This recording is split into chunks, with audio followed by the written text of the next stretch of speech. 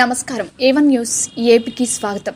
నంద్యాల జిల్లా పెద్దకందుకూరు గ్రామంలోని శ్రీ యోగానంద నరసింహస్వామి ఆలయంలో స్వాతి నక్షత్రం సందర్భంగా ప్రత్యేక పూజలు అత్యంత వైభవంగా నిర్వహించారు.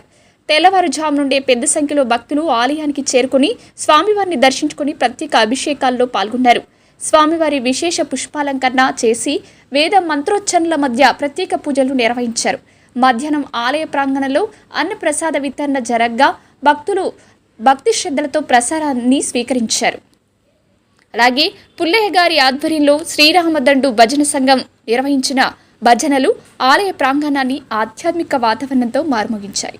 ప్రతి నెల స్వాతి నక్షత్రం రోజున ఈ ప్రత్యేక పూజలు నిర్వహించడం ఆనవాయితీగా కొనసాగుతుంది. మరిన్ని తాజా వార్తల కోసం చూస్తూనే ఉండండి A1 న్యూస్ ఏపీ.